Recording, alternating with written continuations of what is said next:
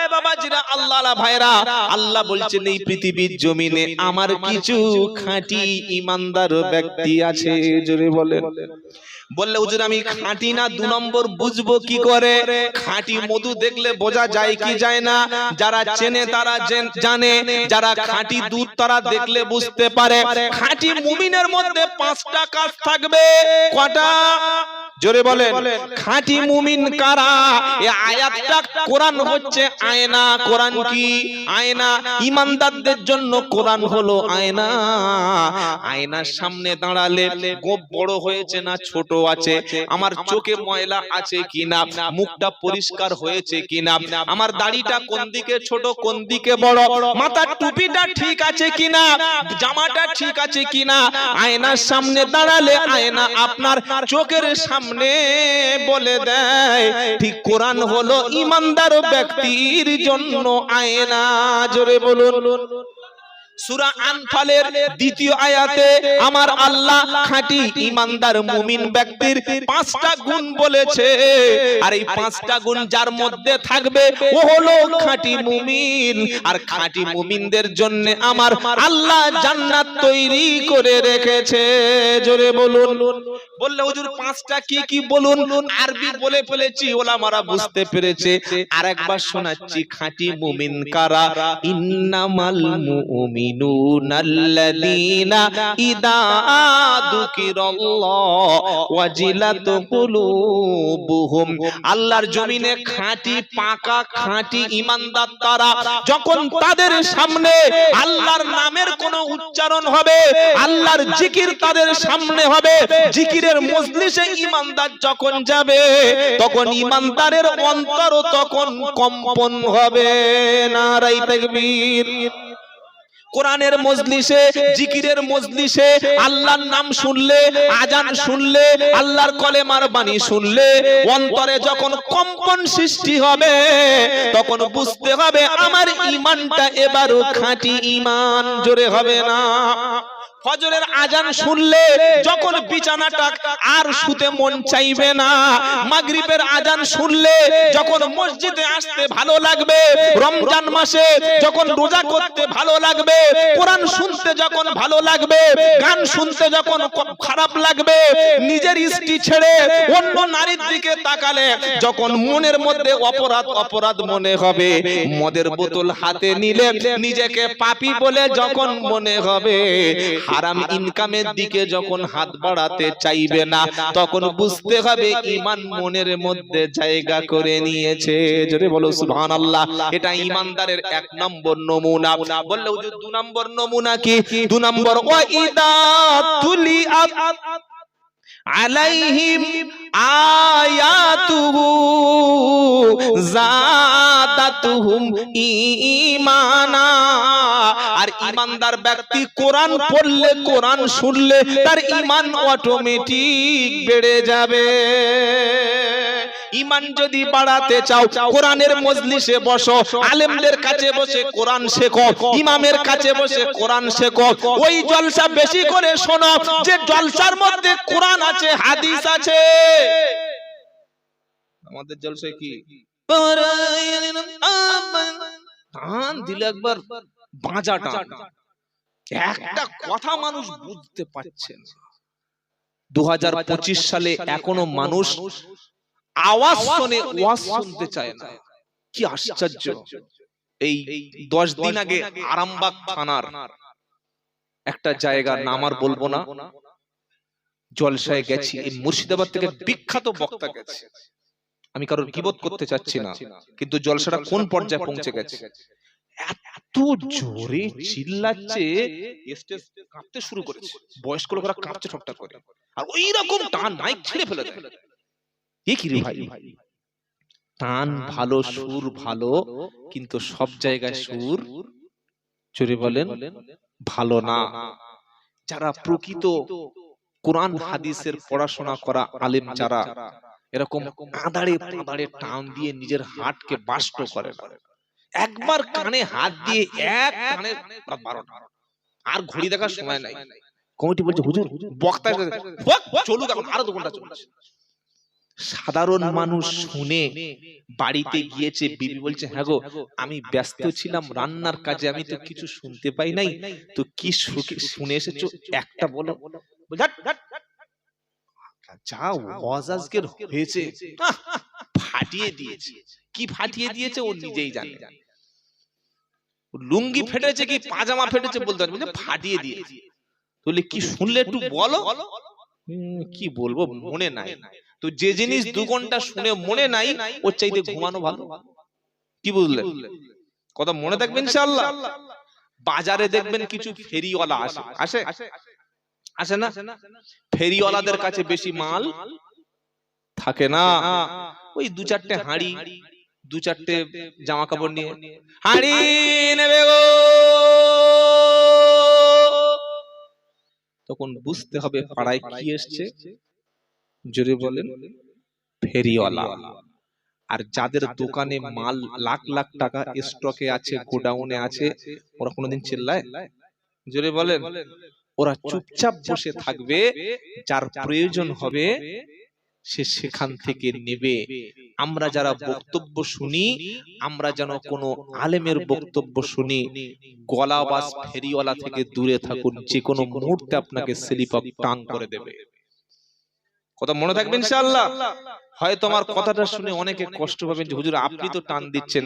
আমি বলছি না যে টান দেওয়া ভালো না, টান সব জায়গায় নয়, মানুষকে কিছু কথা তো তাদের অন্তরে দিতে হবে।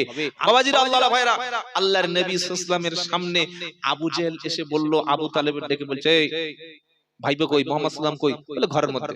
কত টাকা লাগবে বল, কত সুন্দর নারী লাগবে বল, কত পয়সা লাগবে বল, সব কিছু দেব, কিন্তু কোরআনের দাওয়াত, কলেমার ঈমানের যে পবিত্র দাওয়াত, মানুষের কাছে কলেমাটা কে বলতে বলেছে?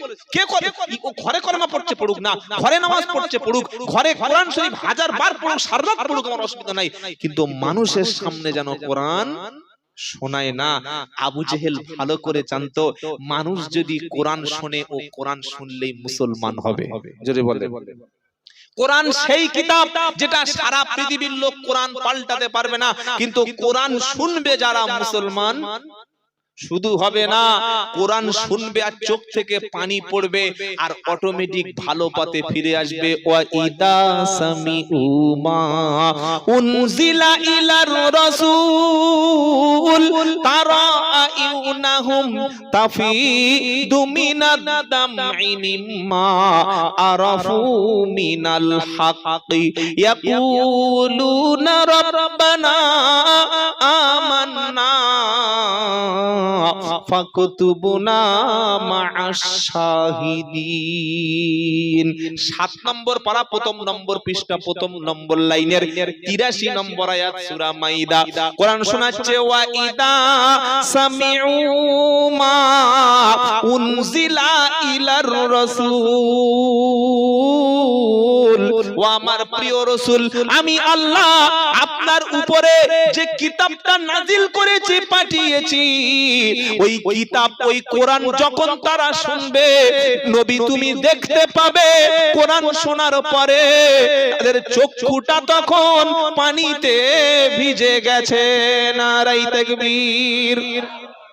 মুসলমান হিন্দি গান ছাড়া চলে না, বাড়ির মেয়েরা সিরিয়াল ছাড়া চলে না, বাচ্চারা মোবাইল ছাড়া দেখে না, যুবক ছেলেরা গেম ছাড়া ফোনে খেলে না, অথচ আল্লাহর ঈমানদার ব্যক্তি তারা কোরআন না শুনে কখনো ঘুমায় না। কোরআন শোনাচ্ছে, যখন তারা কোরআন শুনবে, নবী তুমি দেখতে পাবে তারা আইউনাহুম তাফিদু মিনাদ দামঈ, নবী তুমি দেখতে পাবে কোরআন শুনে তাদের চক্ষুটা পানিতে ভিজে গেছে। জোরে বলুন। নবী কোরআন পড়ছে, তারা কোরআন শুনে চোখের পানিটা ভিজে যাচ্ছে, আর বলছে ইয়াকুলুনা রাব্বানা আমান্না ফাকতুবুনা মা'আশ শাহিদিন। আয় আল্লাহ, তোমার উপরে ঈমান আনলাম, তোমার উপরে বিশ্বাস করলাম, কলেমা পড়লাম, রব্বানা কোরআন শুনে কলেমা পড়ে মুসলমান হয়ে গেলাম, তাই আমাদের নামটা তুমি মুসলমান হিসাবে, সাক্ষী দাতা হিসাবে কবুল করে নাও। আবু জাহেল দেখলো যেখানে নবী ওয়াজ করছে কোরআন থেকে, আর আল্লাহ পাক নবীকে বলছে নবী ফাদাক্কির বিল কুরআনি মাই ইয়াখাফু ওয়াঈদ। ও আমার নবী, যখন তুমি বক্তব্য করবে, যখন তুমি ওয়াজ করবে, যখন তুমি নসিহত করবে, যখন তুমি কোরআনের আল্লাহর কথা বলবে, মানুষের সামনে যখন তুমি ওয়াজ করবে, নসিহত করবে, নবী তুমি কোরআন থেকেই বক্তব্য করো। কারণ যাদের দিলের মধ্যে ভয় আছে, কোরআন শুনে তারা উপকার পাবে। জোরে হবে না? কোরআন শুনলে ইমানদারের দিলে কি হবে? জোরে বলেন। শুধু উপকার হবে না, আর ঈমান বাড়বে। সুবহানাল্লাহ বলেন। ঈমান যার মনের মধ্যে আছে, কোরআন শুনলে কি হবে? ঈমান। দলিল কি? ইন্নামাল মুমিনুনা আল্লাযীনা ইযা যুকিরাল্লাহু ওয়াজিলাত কুলুবুহুম ওয়া ইযা তুলিয়াত আলাইহিম আয়াতুহু যাদাতুহুম ঈমানা ওয়া আলা রাব্বিহিম ইয়াতাওয়াক্কালুন আল্লাযীনা ইউকিমুনাস সালাতা ওয়া মিম্মা রাযাকনাহুম ইউনফিকুন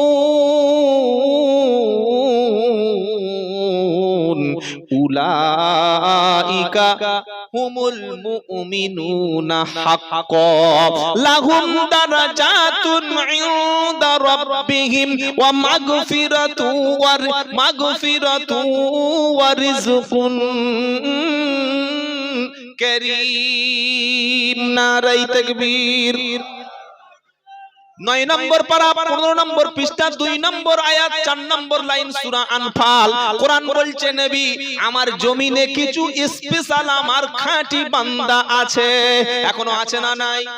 জোরে বলেন। আমাদেরকে বলা হচ্ছে এদেরকে পাকিস্তানে পাঠাবো, এসআইআর করে 1 কোটি 20 লাখ রোহিঙ্গা তাড়াবো। কাদের বলছে? আমরা কি আর নাক দিয়ে আমরা চলি?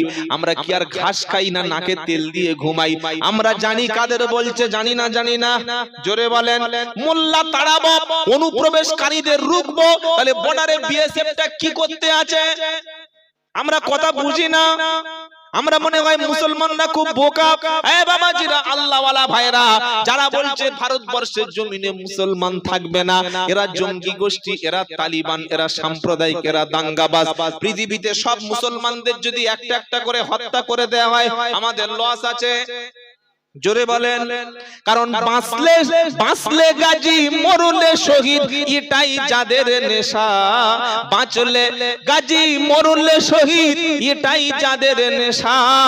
আর ঈমান নিয়ে মরলে আমরা পাবো জান্নাতেরই দিশা। নারায়ে তাকবীর। আমাদের যদি হত্যা করা হয়, আমরা শহীদ হব। আর পৃথিবীতে যেদিন একজনও আল্লাহ বলার লোক থাকবে না, সেদিন কিন্তু পৃথিবী আর আল্লাহ রাখবে না। যেদিন আল্লাহ বলার লোক পৃথিবীতে থাকবে না, সেদিন আর পৃথিবীর জমিনে ওই সূর্য আর ঘুরবে না। অক্সিজেন বন্ধ হবে, পৃথিবী তখন ধ্বংস হবে। যতদিন পৃথিবীর ঈমানদার যতদিন থাকবে, ততদিন পৃথিবী আল্লাহ রাখবে।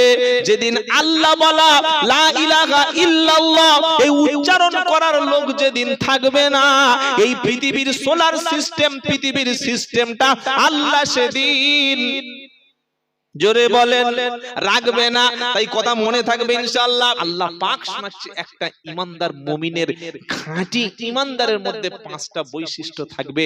প্রথম হচ্ছে আমার নাম যখন তাদের কানে উচ্চারণ হবে, আমার আওয়াজ যখন তাদের মধ্যে যাবে, দিলের মধ্যে ছটফট ছটফট করবে, কখন নামাজটা পড়বো, কখন আমি আল্লাহ ডাকবো, আল্লাহ আমাকে ডেকেছে। কি ভাই, হাইয়া আলাস সালাহ মানে কি?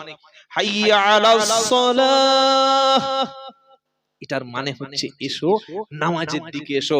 আবার মুয়াজ্জিন আপনাকে অ্যালার্ট করে বলেছে হাইয়া আলাল ফালাহ, এসো কল্যাণের দিকে এসো, মঙ্গলের দিকে এসো, ভালোর দিকে এসো, জান্নাতের দিকে এসো। এটা মুয়াজ্জিন 10 বার বলেছে।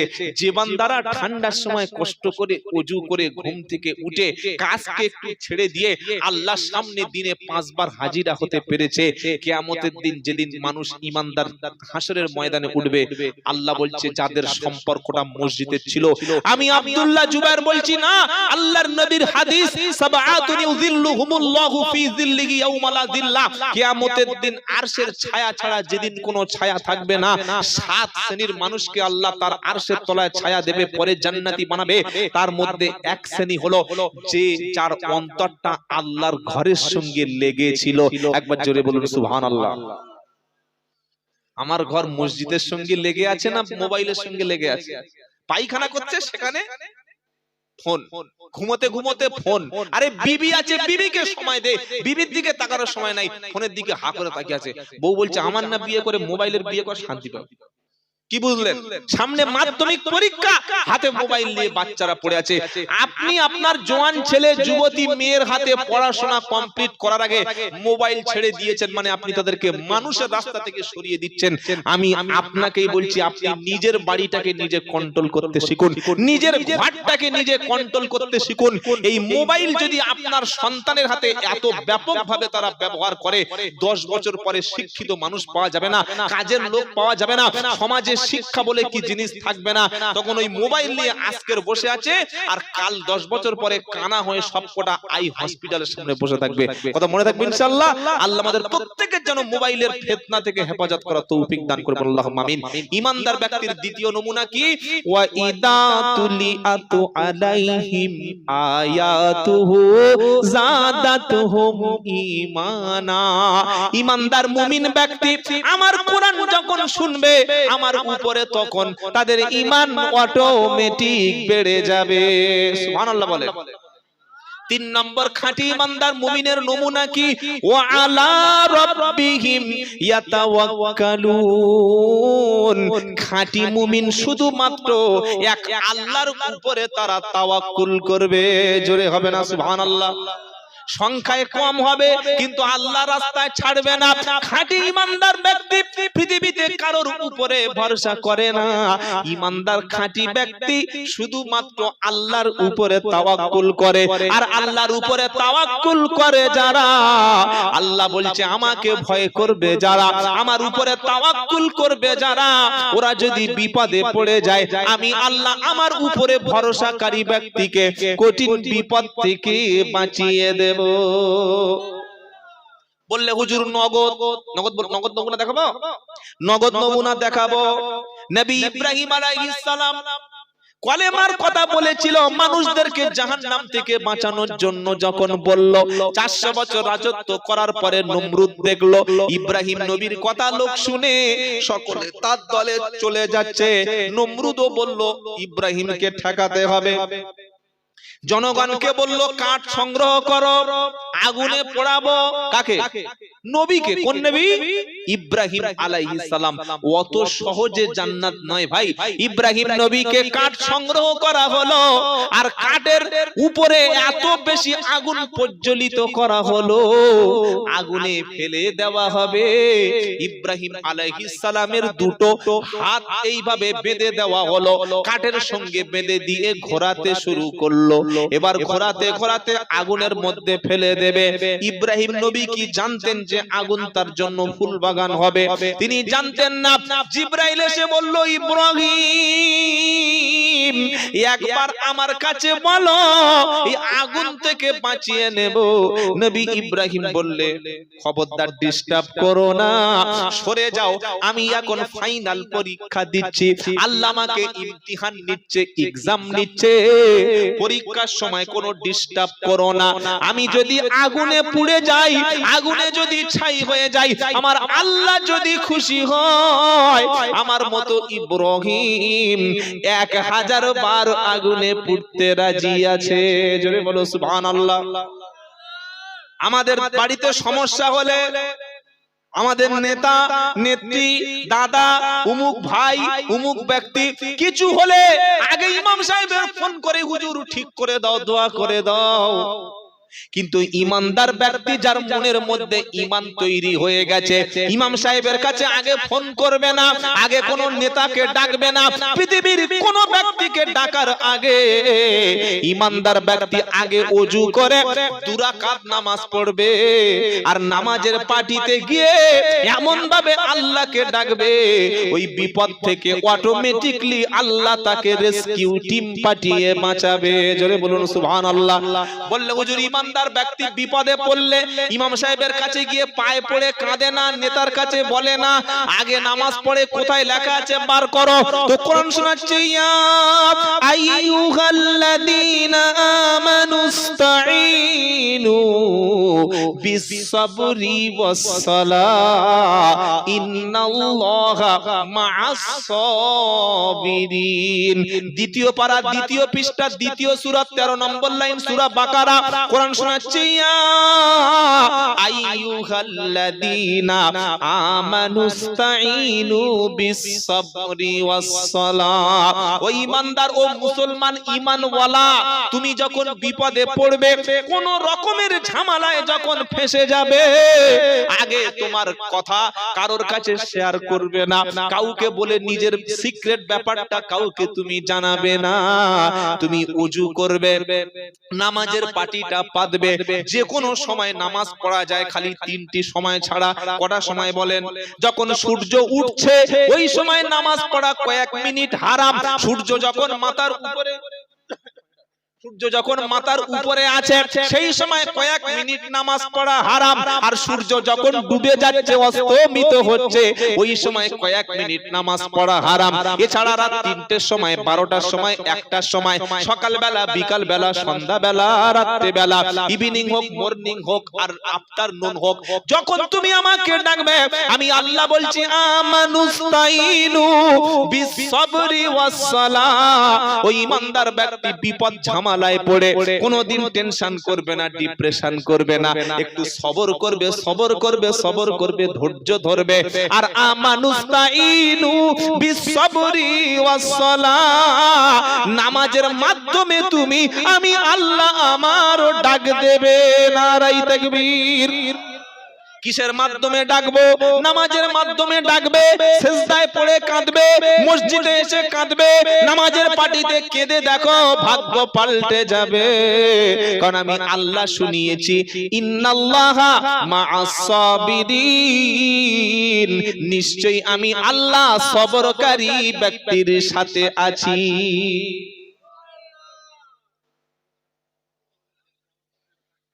ভাই আরেকবার অ্যালার্ট করছি, প্লিজ গেটটা ছেড়ে আপনারা একটু আসুন। আর কমিটির সে বেয়াজলা ছেলেগুলো কই? ওদেরকে একটু ভালো বলে হয়তো এসে দাঁড়িয়ে গেছে, একটু ভিতরে আসতে বলো, আমি তো বারবার বলা বক্তব্য ডিস্টার্ব হয়ে যাবে। তাকবীর, নারায়ে তাকবীর। আচ্ছা, এই নদিয়া জেলার আওয়াজ, আপনাদের সবার আওয়াজ কই? একটু সকলে আগিয়ে আসুন তো দেখি ভাই, আগিয়ে সামনের দিকে। আর লা ইলাহা, জোরে জোরে আগিয়ে সামনে। এই বাবা প্লিজ একটু আগে আসুন।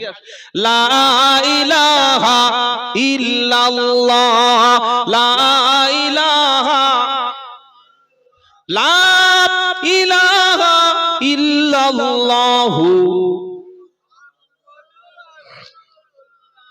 নূর নূর নূর আজি নূর এসেছে,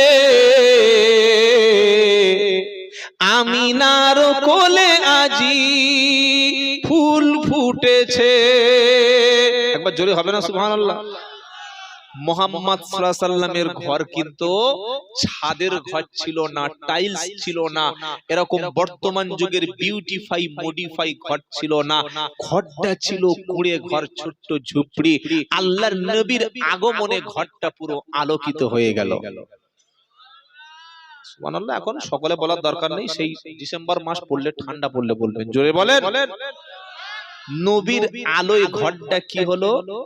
এটা হচ্ছে নবীর মুজিজা। তাই কবি বলছে, নূর নূর নূর আজি নূর এসেছে,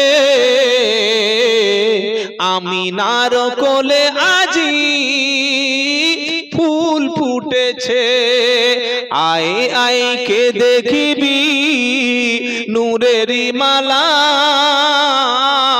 মা আমিনার দোলে সাল্লি আলা লা ইলাহা ইল্লাল্লাহ। এটা ঈমানের কলেমা, জোরে জোরে পড়েন। লা ইলাহা ইল্লাল্লাহ, লা ইলাহা ইল্লাল্লাহু মুহাম্মাদুর রাসূলুল্লাহ। সকলে বলুন সাল্লাল্লাহু আলাইহি ওয়াসাল্লাম। ইব্রাহিম নবীর পরীক্ষা চলছে।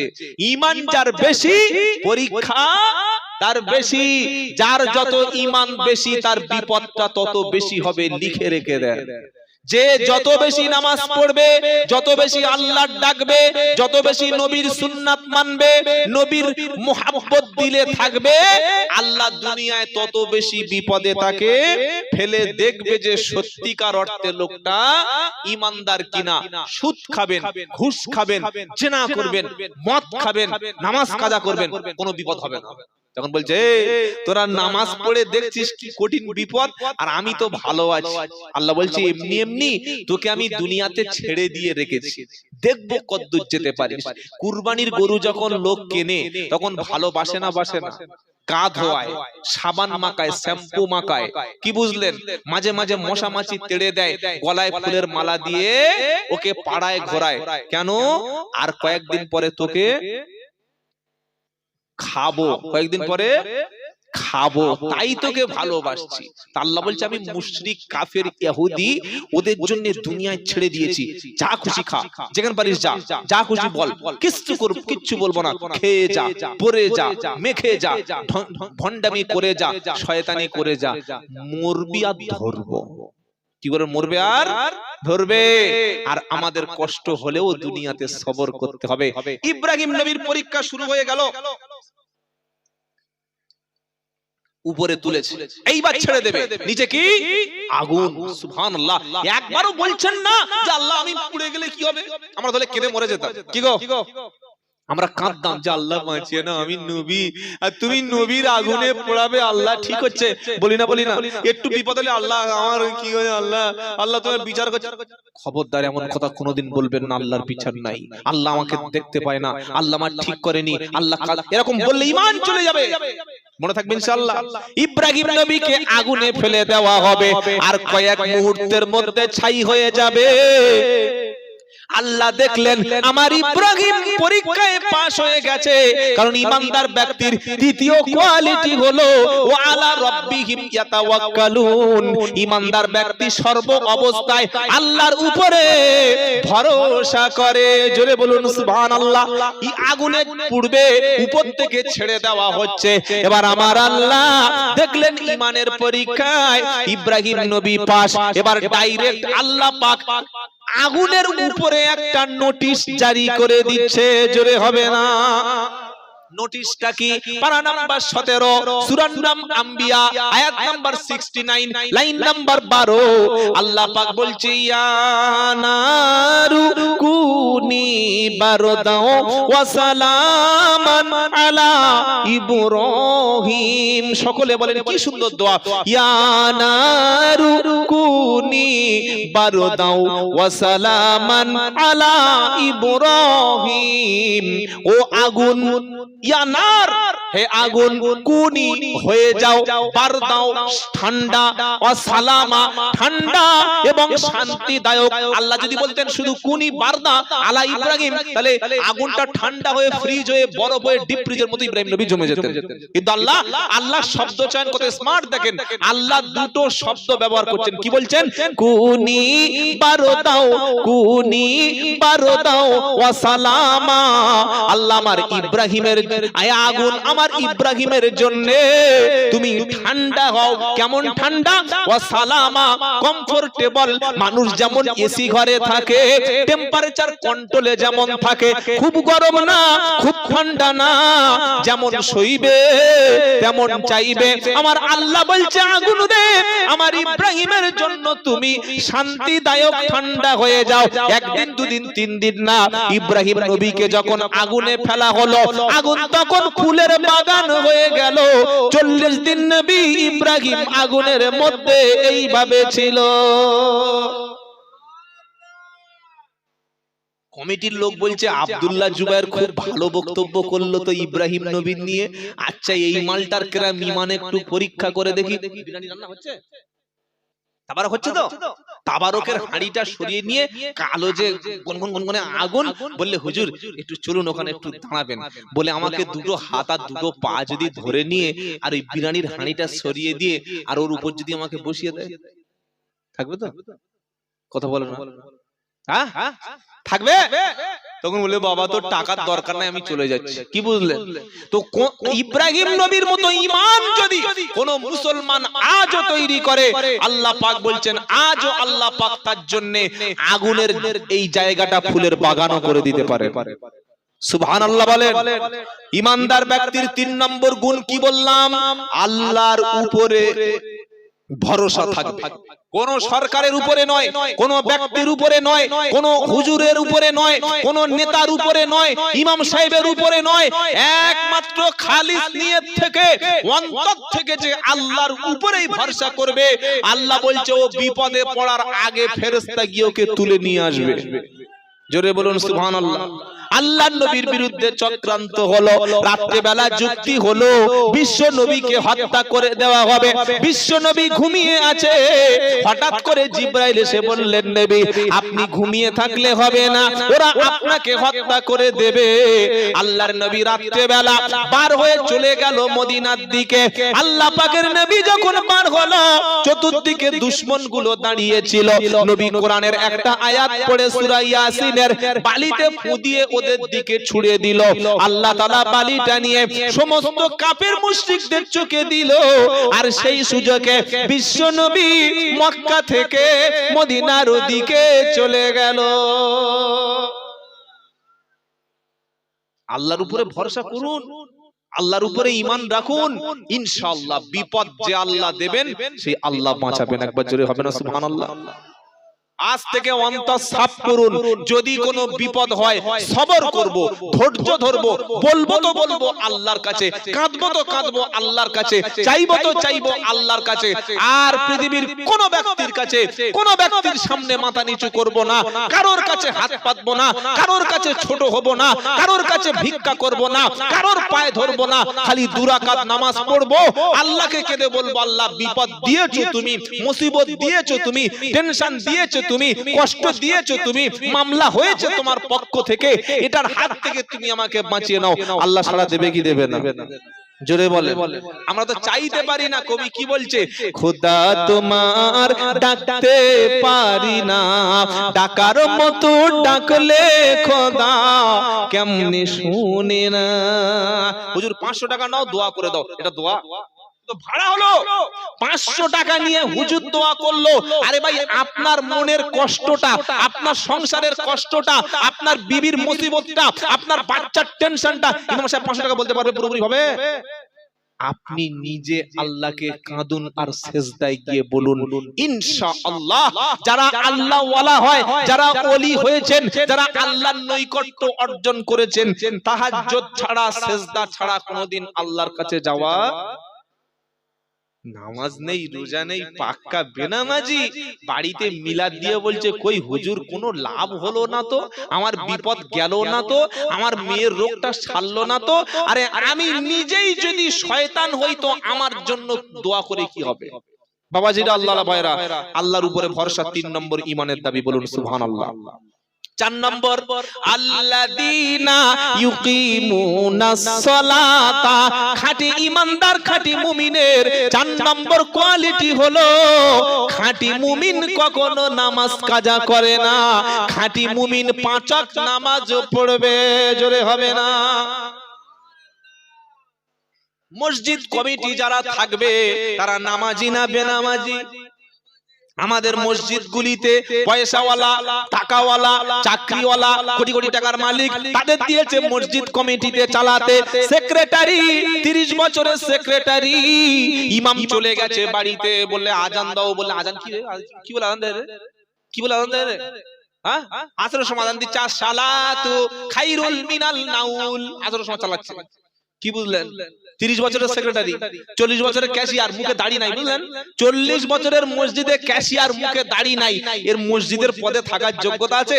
আর খালি ইমাম বলছে হুজুর তুই নামাজ ভুল পড়াচ্ছ কেন? তুই যদি এত বেশি বুঝিস তুই পড়া। কোরআন শরীফের পারা নম্বর 10 পৃষ্ঠা নম্বর 8 লাইন নম্বর 8 আয়াত নম্বর 18 সূরার নাম তাওবা। চারটে গুণ, চারটে কোয়ালিটি, চারটে বৈশিষ্ট্য যার মধ্যে আছে সেই হবে মসজিদ কমিটি। আর চারটে গুণ যার থাকবে না, মসজিদ কমিটির মধ্যে থাকার কোনো অধিকারও তার। জোরে বলেন। বললে হুজুর কি কি গুণ বলো? আমার কথা শোনার দরকার নাই, আল্লাহ কি বলছে শোনো। ইন্নামা ইয়ামুরু মাসাজিদাল্লাহি মান আমানা বিল্লাহি ওয়াল ইয়াউমিল আখির ওয়া আকামাস সালাতা ওয়া আতাজ যাকাতা ওয়া লাম ইয়াখশা ইল্লাল্লাহ। আমার আল্লাহ বলছে আমার মসজিদগুলিতে, আমার মসজিদ মধ্যে তারাই দায়িত্ব নেবে, তারা আবাদ করবে, তারা দেখাশোনা করবে যাদের মধ্যে চারটে গুণ থাকবে। প্রথম হলো মান আমানা বিল্লাহি ওয়াল ইয়াউমিল আখির, আল্লাহর উপরে এবং আখিরাতের প্রতি খাঁটি ঈমান আনবে যারা। ঈমানদার ছাড়া মসজিদের কমিটির মধ্যে থাকার জায়গা নাই।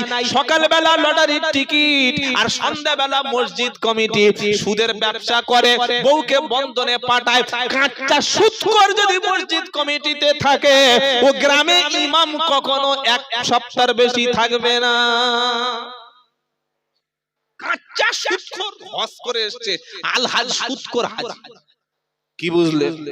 ইমাম সাহেব তো আর জানে না, পড়বে তো পড়বে জুমার দিন সুদের আয়াত দিয়ে ওয়াজ করেছে। কিসের আয়াত দিয়ে? ইয়া আইয়ুহাল্লাযীনা আমানু তাকুল্লাহা ওয়া দারু মা বাকিয়া মিনার রিবা ইন কুনতুম মুমিনিন। 3 নম্বর পারা 6 নম্বর পৃষ্ঠা 9 নম্বর লাইন 278 নম্বর আয়াত সূরা বাকারা। আল্লাহ বলছে ঈমানদার আল্লাহকে ভয় করো আর সুদের কারবারকে ত্যাগ করো। ইমাম সাহেব জুমার দিন বক্তব্য করলো, আসরের নামাজ পড়ে কমিটি মিটিং বলে, কিসের মিটিং বলে ইমাম থাকবে না। কেন ইমামের নামাজ ভুল হয়েছে? বলে না, নামাজ ঠিক আছে। কিরাত সহিহ কিরাত, কারি বাসিতের মতো টান। খুতবা বলে বিখ্যাত খুতবা, বলে সবার জন্য দোয়া করেছে, বলে সবার জন্য করেছে। সেক্রেটারি বলছে ওই ইমাম যদি থাকে আমি আর কেন থাকবো না? ও সেক্রেটারি সাহেব, তুমি তো মসজিদের ছাদ পেলেছো, মসজিদের মধ্যে যত কাজ তো তোমার হাত দিয়ে হয়েছে। আগে মসজিদ এরকম ছিল? তুমি তো অনেক মসজিদটা সুন্দর করেছো, তুমি থাকবে না কেন? বললে হয় ইমাম যাবে নয় আমি যাব। বলে কি হয়েছে বলো? বললে আমি সুদ খাই। ইমাম সাহেব জানলো কি করে? কি মাল দেখেছো? কি বলছে? আমি সুদ খাই, ইমাম জানলো কি করে? তাহলে ইমাম সাহেব কি কোরআন শরীফের সুদের আয়াতটা কেটে বাদ দেবে? নাউজুবিল্লাহ। জোরে বলেন। ইমাম কি কোরআনের সুদের আয়াতটার জন্য বলবে না? তাই সুদখোর লোক মসজিদ কমিটি থাকবে না, দাড়ি চাচা লোক মসজিদ কমিটির মধ্যে থাকবে না, পাক্কা। আর জুমার দিন দাড়ি চাচা, যে মালগুলো চাচে না মসজিদ কমিটির লোকগুলি, সব জুমার দিন চেঁচে ফ্রেশ হয়ে মসজিদের সামনে কাদেরকে বসে আসে।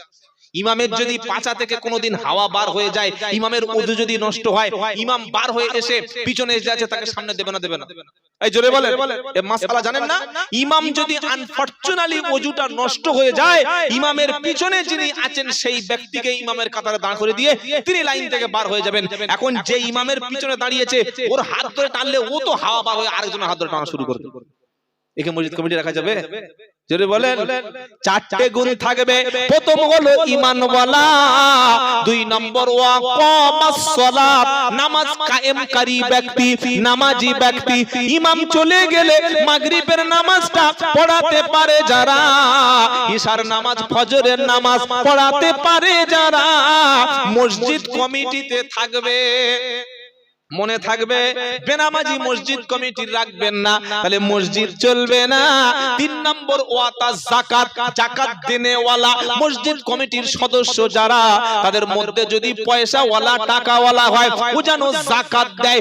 এখন বর্তমান বেশিরভাগ আপনাদের এখানে ভালো, তা না হলে পালাবো কি করে বলো? আমাদের 24 পরগনার বারাইপুরে এমনও মসজিদ কমিটি আছে, বছরের পর বছর মসজিদের টাকা খালি জুমার দিনে এ পকেটে হাফ, এ পকেটে হাফ, বাড়ি চলে গেছে। গ্রামের লোক বলছে হিসাব কই? বললে আগের কমিটির হিসাব কই? কি লোক দেখেছো? একটা টাকা যদি মসজিদ মাদ্রাসার কেউ খেয়েছে না, ও মনে করবেন পুরো জাহান্নাম ওর কনফার্ম হয়ে গেছে, ওর আর কিচ্ছু লাগবে না, খালি মরবে আর ফিনার জাহান্নাম খালিদিনা ফিহা। যতই দোয়া করুক, যতই খানা করুক, যতই মিলাদ পড়ুক, যতই কোরআন দিয়ে চালাক, কিচ্ছু কাজ হবে না। মসজিদের টাকা, মাদ্রাসার টাকা, ঈদগাহর টাকা, জনগণের টাকা কোনো মানুষ ভোগ করলে সহ্য করতে পারবে না। খবরদার, আল্লাহ ভীরু, খোদা ভীরু, পরেশগার মুত্তাকি লোকের ক্যাশিয়ারের পদটা দেবেন। জুমার দিন যা কোটি টাকা পড়বে সব পাই টু পাই আপডেট, তারপরের দিন শনিবার বিকালে হিসাব হয়ে যাবে। এই মাসে কত টাকা আয় হলো, কত টাকা ব্যয় হলো, সব ডিটেইলস পরিপূর্ণ আয় ব্যয়ের হিসাব দেবে যে মসজিদ কমিটির ক্যাশিয়ারের পদে থাকবে। জানেন কত মসজিদ কমিটি মসজিদের জমি নিজের নামে রেজিস্ট্রি করে খেয়ে নিয়েছে জানেন? খানাকুল, হুগলির খানাকুলে 7 বিঘে জমি, একটা জলসায় গিয়ে দেখি মসজিদ কমিটির 7 বিঘে মসজিদের জমি ক্যাশিয়ার সেক্রেটারি নিজের নামে দলিল করে নিয়ে খাচ্ছে। আল্লাহর ঘর খেতে হলো, আল্লাহর জমিনটা সে নিজে খেয়ে নিল, দুদিন পর তো নিজের বউকে বিক্রি করে খাবে। যে আল্লাহর জমিন খেয়ে নেয়, বউ বিক্রি করবে না?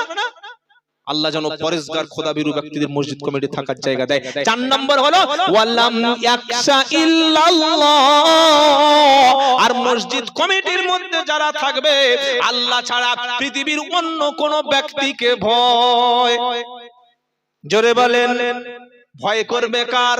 আল্লাহর। এই জায়গায় সমস্যা, ইমামের সত্য কথা বলতে দেয় না। অনেক ইমাম আছে হক কথা বলবে, নামাজের পরে বললে হুজুর এসব চলবে না, এখানে বলবেন না, সমস্যা আছে। সুদ করে টাকায় ছাদ ফেলেছি, গাঁজা করে টাকায় টাইলস বসিয়েছি, মদ করে টাকায় এসি লাগিয়েছি, বেনামাজির টাকায় মসজিদে সুন্দর সুন্দর ক্যাশ বাক্স হয়েছে, আপনি এসব বলবেন না, বরং সবার জন্য পাইকিরি দোয়া করে দিন। তাহলে মসজিদ কমিটি কারা থাকবে? 1 নম্বর ঈমানওয়ালা, 2 নম্বর নামাজি, 3 নম্বর যাকাত দেবে, 4 নম্বর আল্লাহ ছাড়া কারোর দিকে ভয় করবে না। শুধু মসজিদ কমিটি মসজিদ চালাবে না, গ্রামের মধ্যে কোন লোক যদি নামাজ না পড়ে, সুদ যদি খায়, ঘুষ যদি খায়, বেনামাজি থাকে, জেনা যদি করে, যদি হারাম কোন অনুষ্ঠান করে, ইমাম সামনে দাঁড়িয়ে যাবে, মসজিদ কমিটি সাপোর্ট দেবে, ওর বাড়িতে গিয়ে বলবে ভাই তোমার বাড়িতে সুদের অফিসার আসছে, তোমার বাড়ি বন্ধন অফিসার আসছে কেন, মহিলা সমিতির কাজ তোমার বাড়িতে চলছে কেন, তোমার বাড়ির বউটা বন্ধনের নাম লিখিয়েছে কেন, আমরা মসজিদ থেকে তোমাকে সাবধান করে দিচ্ছি যেন আর কখনো সুদের সঙ্গে যুক্ত থাকবে না। তোমরা বাপ বেটা বাড়িতে বসে থাকো, তুমি তো বয়স্ক লোক হয়ে গেছো, তোমাকে সারা সপ্তাহ একদিনও মসজিদে দেখি না, তোমার বাড়িতে গানের অনুষ্ঠান হলো কেন, তোমার মেয়েটা এরকম নোংরামি কাজ করলো কেন, তোমার ছোট ছেলেটা লটারির টিকিটের দোকান দিল কেন, এগুলো যদি তুমি বন্ধ না করো, মরে গেলে তোমার বাড়িতে জানাজা হবে না। আর এটা বললে পাড়ার লোক অবশ্যই ভয়ে পরিবর্তন হবে ইনশাআল্লাহ। কোনদিন মসজিদ কমিটি বলেছে এই সাইফুদ্দিন, এই জয়নাল, এই আব্দুল্লাহ, তোর মেয়েটা নোংরা পোশাক পরে অমুসলিম ছেলের হাত ধরে ঘুরছে, তোর মেয়েটা কলেজে যাওয়ার নাম করে কি রাস্তায় অন্যায় করছে, তোর ছেলেটা লটারির টিকিট বিক্রি করছে, তোর বাড়িতে 5 জন পুরুষ, একটাও পুরুষ নামাজ পড়তে যায় না, তুই মরে গেলে তোর জানাজার নামাজ হবে না, বলেছে কোনদিন? জোরে বলেন। বলবে? বরং মরে গেছে 40 দিনের দিন 2টো গরু পড়ে গেছে, মসজিদ থেকে 30 জন বলেছে, সেক্রেটারি বলছে এই ইমাম সাহেব আজকে জোহরের নামাজটা একটু ছোট করে পড়িয়ে তাড়াতাড়ি গিয়ে প্রথমবারে খেতে হবে, দেরি করলে আর চান্স পাওয়া যাবে না, বলে 20 জন মাথায় টুপি দিয়ে হুড় করে গিয়ে আর গোশ খাচ্ছে, আর বলছে এই বাড়িওয়ালা সে পাকা বেনামাজি, বুঝলেন, পাকা সুদখোর, বলে ভাই কেমন হয়েছে? না চা লাগা, কিসের গোশ? হরিণের গোশ। ও বিপ খাচ্ছে, বলছে হরিণের গোশ, এত দারুণ রান্না হয়েছে জানো, আরো 1 হাঁড়ি খেয়ে নি। এরকম যদি মাল থাকে সমাজ পরিবর্তন হবে বলে মনে হচ্ছে। আল্লাহ মসজিদ কমিটিকে, ইমামকে, আলেমকে, সমাজকে যেন স্ট্রং ভাবে কোরআন হাদিসের সত্য কথাটা বলার আর সেটা মেনে নেওয়ার তৌফিক আল্লাহ যেন দান করেন। সকলে বলুন আল্লাহুম্মা আমিন। ঈমানদার ব্যক্তির 4 নম্বর হলো ঈমানদার কোনদিন বেনামাজি হবে না। ঈমানদার কোনদিন বেনামাজি হবে না, নামাজ কোনদিন ছাড়বে না, নামাজ ছেড়ে দিও না। আউয়ালু মা ইউহাসাবু বিহিল আবদু ইয়াউমাল কিয়ামাতিস সালাত, আল্লাহ নবী বলেন কিয়ামতের দিন আমার আল্লাহ সর্বপ্রথম নামাজের হিসাব নেবে। কিসের হিসাব নেবে? নামাজের হিসাব। নামাজের হিসাব যার মিলে যাবে আল্লাহ তার সমস্ত হিসাব সহজ করে দেবে। জোরে বলুন সুবহানাল্লাহ। বলে ওই নামাজ পড়লে কোনো লাভ আছে? কোরআন শোনাচ্ছে ওয়াল্লাযীনা হুম আলা সালাতিহিম ইউহাফিজুন উলাইকা হুমুল ওয়ারিসুন আল্লাযীনা ইয়ারিসুনাল ফিরদাউসা হুম ফিহা খালিদুন। 18 নম্বর পারা, প্রথম নম্বর পৃষ্ঠা, 9 নম্বর লাইন, সূরার নাম মুমিনুন। আল্লাহ বলছে যারা নিজেদের নামাজগুলিকে, নামাজ যারা হেফাজত করতে পেরেছে, পাঁচ ওয়াক্ত নামাজের হেফাজত যারা করেছে, ওদেরকে আমি জান্নাতের উত্তরাধিকার বানাবো। কোন জান্নাত? জান্নাতুল ফিরদাউসে ওরা থাকবে। নারায়ে তাকবীর। মুসলমানেরা, জলসা শুনতে ভালো লাগে, ওয়াজ শুনতে ভালো লাগে, কিন্তু নামাজ পড়তে ভালো লাগে না। মানুষ যারা জাহান্নামে যাবে, যত লোক জাহান্নামে যাবে, তাদের একটাই কারণ হলো নামাজ ছিল না। আমরা যেদিন জান্নাতে বসে বসে আল্লাহর নিয়ামতগুলো খাবো, আনন্দ করব, এনজয় করব, আর নিচে তাকিয়ে দেখব একদল লোক জাহান্নামের ভিতরে উদুমে কেলানি খাচ্ছে, আগুন খাচ্ছে, পুঁছ খাচ্ছে, রক্ত খাচ্ছে, ফেরেশতা পিঠে ঠান্ডা করে দিচ্ছে। তখন জান্নাতি ব্যক্তিরা জিজ্ঞাসা করবে ইয়াতাসাআলুনা আনিল মুজরিমিনা মা সালাকাকুম ফি সাকর। পারা নম্বর 29, পৃষ্ঠা নম্বর 17, লাইন নম্বর 12, আয়াত নম্বর 42, সূরার নাম মুদ্দাসসির। আল্লাহ পাক বলছে জান্নাতি ব্যক্তিরা বলবে ওহে জাহান্নামীরা, ওরে আগুনের বাসিন্দারা, কেন আগুনের মধ্যে আসলি? কি কারণে জাহান্নামে আসলি বল? তখন জাহান্নামীরা বলবে ক্বালু লাম নাকু মিনাল মুসাল্লিন। ওরে ভাই, বাড়িতে অনেক টাকা ছিল, পয়সা ছিল, ডিগ্রি ছিল, সম্মান ছিল, জমি ছিল, জায়গা ছিল, আমার সমাজে অনেক প্রভাব ছিল, পপুলারিটির অভাব ছিল না, আমার কথায় 5টা 10টা লোক চলতো, মিল ফ্যাক্টরি ছিল, আমার ছেলেরা শিক্ষিত ছিল, মেয়েগুলো সুন্দর সুন্দর ছেলে থেকে বিয়ের ব্যবস্থা করে দিয়েছিলাম, আমার ব্যাংকে যা টাকা ছিল, লকারে যা সোনা ছিল, আমার কোটি কোটি টাকার সম্পত্তি ছিল, আর আমি ভেবেছিলাম নামাজ না পড়লে বেঁচে যাব, আমার মরণের পরে ইমাম সাহেবকে দিয়ে জানাজার নামাজটা পড়িয়ে নেব, আর 40 দিন 2000 লোকের খাইয়ে দিয়ে একবার বড় একটা খানা করে দেব, এমনি জান্নাতে পৌঁছে যাব। এই নামাজ না পড়ার কারণে ধরা খেয়ে গেছি। কিসের কারণে? জোরে বলেন। এগুলো বানিয়ে বলছি না, গল্প। কোরআন খুলে দেখো, কিয়ামতের দিন আল্লাহ তাআলা সমস্ত হাসরবাসীকে তার সামনে সিজদা দিতে বলবে। পারা নাম্বার 29, সূরার নাম কলাম, আয়াত নাম্বার 42, লাইন নাম্বার 6, ইয়াউমা ইকশাফু আন সাকিউ ওয়া ইউদআউনা ইলা সুজুদি ফালা ইয়াস্তাতিউন খাশিয়াতান আবসারুহুম তারহাকুহুম দিল্লাহ। আমার আল্লাহ বলছে সমস্ত ব্যক্তিদেরকে আমি আল্লাহ আমার সামনে আমি সিজদা দিতে বলবো। যারা দুনিয়াতে সিজদা দিয়েছিল, আমার সামনে মাথা নিচু করেছিল, যারা কিয়ামতের দিন তারাই সিজদা দিতে পারবে। আর সুস্থ অবস্থায়, জওয়ান অবস্থায়, জ্যান্ত অবস্থায় আমার সামনে মাথা নিচু করে নাই, যারা কিয়ামতের দিন দাঁড়িয়ে থাকবে তারা মাথা নিচু করতে পারবে না। অবস্থাটা কি হবে? খাশিয়াতান আবসারুহুম তারহাকুহুম দিল্লাহ। লজ্জা, অপমান, জিল্লাতিতে চক্ষুটা নিচু হবে, মান সম্মান বলতে আর কিছু থাকবে না। আল্লাহ পাক বলবে দুনিয়াতে তোমরা যদি সিজদা দিতে আজকের এই অবস্থা হতো না। হে আল্লাহ ওয়ালা ভাইরা, জীবনে যা কাজা করেছি, জীবনে যা ভুল হয়ে গেছে গেছে, নিয়ত করি আজকের ফজর থেকে মরণ আগ পর্যন্ত আর কখনো এক ওয়াক্ত নামাজ কাজা করব না। বলে ইনশাআল্লাহ। জোরে বলেন, বলেন ইনশাআল্লাহ। যদি আমরা তওবা করি আর যদি ফিরে আসি, আল্লাহ বলছেন তওবাকারীকে আমি আল্লাহ সবচাইতে বেশি ভালোবাসি। আল্লাহ যেন আমাদের 5 ওয়াক্ত নামাজি বানিয়ে দেয়, বলুন আল্লাহুম্মা আমিন। আমাদের সন্তানগুলিকে যেন নামাজি বানায়, সকলে বলুন আল্লাহুম্মা আমিন। পাড়ার মধ্যে যে মসজিদগুলো আছে, মহল্লার মধ্যে কোনো বিভেদ যেন না থাকে, সকলে একসঙ্গে মিলেমিশে থাকবেন। আপনার প্রতিবেশী হিন্দু ভাই হলেও তার সঙ্গে কোনো খারাপ আচরণ করতে ইসলাম নিষেধ করেছে। আল্লাহর জমিনে হিন্দু আল্লাহর সৃষ্টি, মুসলমান আল্লাহর সৃষ্টি, আমরা যেন অমুসলিমদের সঙ্গে খারাপ আচরণ না করি। কথা মনে থাকবে ইনশাআল্লাহ। চারটে গুণ বললাম, 5 নম্বরটা কি? খাঁটি মুমিনের 5 নম্বর গুণ হলো ওয়া মিম্মা রাযাকনাহুম ইনফিকুন। খাঁটি মুমিন তাদের অর্থ থেকে, সম্পদ থেকে আল্লাহর রাস্তায় কি করে? দান করে। আর দান করার সময় উত্তম উত্তম বস্তু দান করে।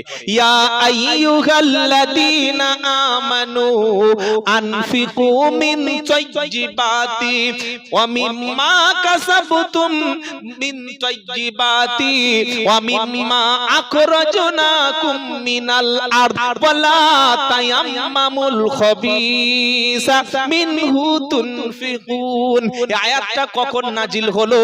আল্লাহর নবীর মদিনার মসজিদের সামনে 100 থেকে 150 সাহাবা, যাদের ঘর ছিল না, বাড়ি ছিল না, গরিব সাহাবা, তারা মদিনার মসজিদের সামনে আসহাবে সুফায় বসে তারা নিজেরা কোরআন শিখতো। নারায়ে তাকবীর। 50 বছর বয়স, নামাজ পড়ে পড়ে কপালে এত বড় দাগ। আমি বলছি, ও চাচা কটা সূরা জানো? বলছে দুটো। বলি কি কি? বলছে সূরা নাস আর সূরা মাসুরা। সূরা মাসুরা সূরা, হ্যাঁ বলো দেখি। কুল আউযু বিরাব্বি নাস মালিন নাস ইলাহিন নাস। এরকম পড়ো তুমি? বলে কেন? তোমার চাচি শিখিয়ে দিয়েছে। কোত্থেকে কোরআন শিখেছে বলেন? চাচির কাছ থেকে। চাচি কোরআন শেখায়? ও চাচি নিজেই তো কোরআন জানে না। কোরআন শিখবেন মসজিদের হাক্কানি আলেমের কাছে বসে, বলুন ইনশাআল্লাহ।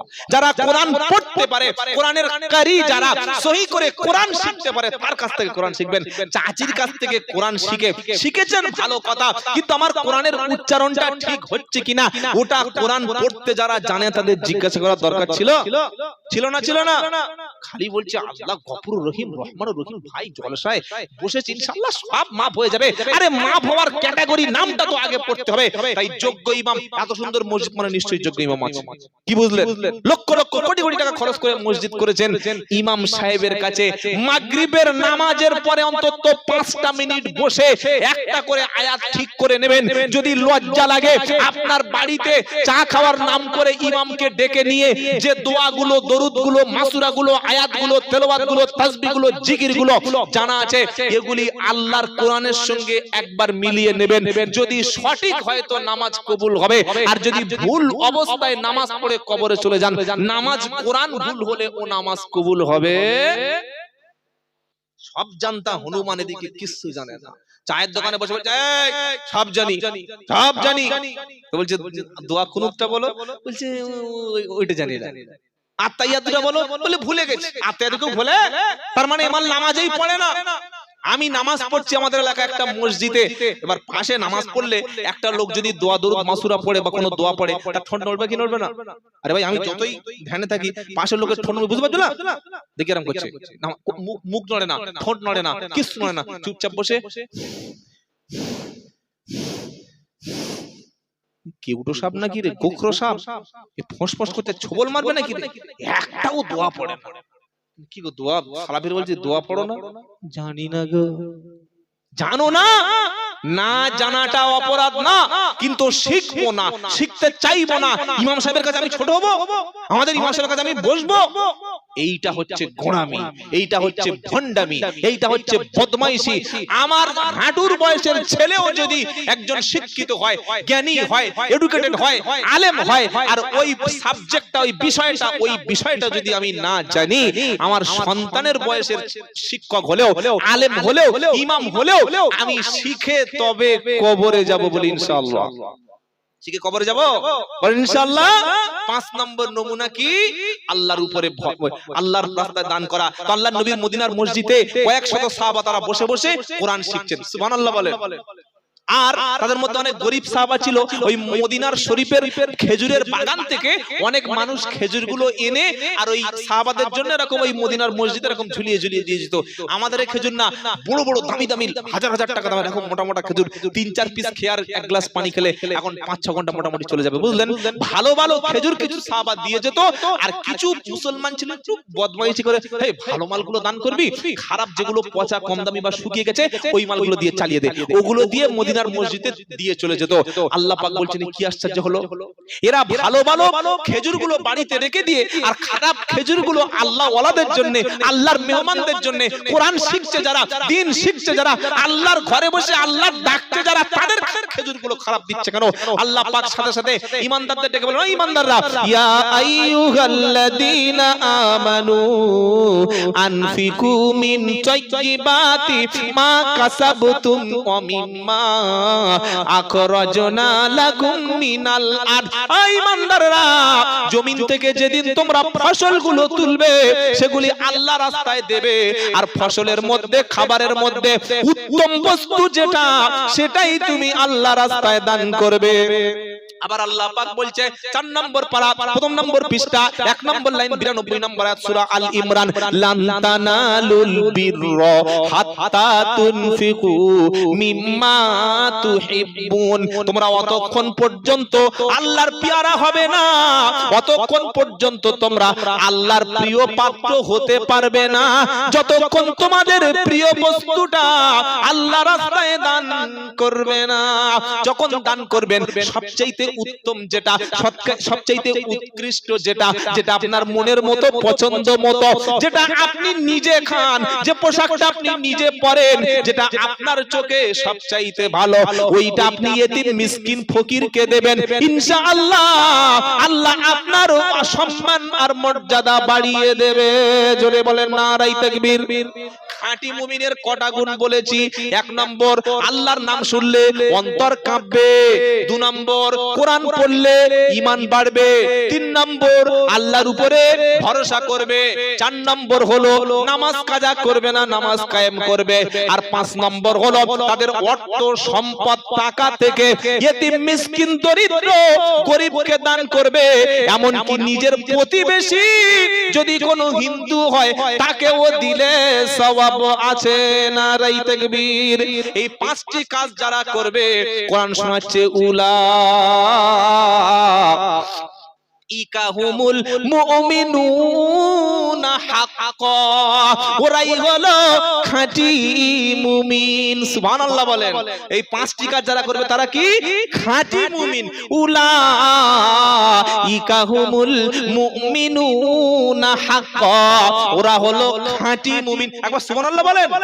বললে হুজুর খাঁটি মুমিন তো হয়ে গেলাম, আমার জন্য আখিরাতে কি পুরস্কার আছে এটা জানতে পারলাম না। কোরআন শোনাচ্ছে খাঁটি মুমিনের পুরস্কার হলো কি পুরস্কার?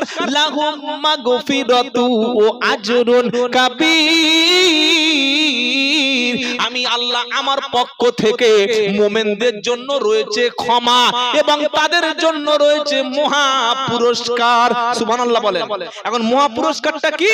ওয়া আদাল্লাহুল মুমিনিনা ওয়াল মুমিনাতি জান্নাতিন তাজরি মিন তাহতিহাল আনহার।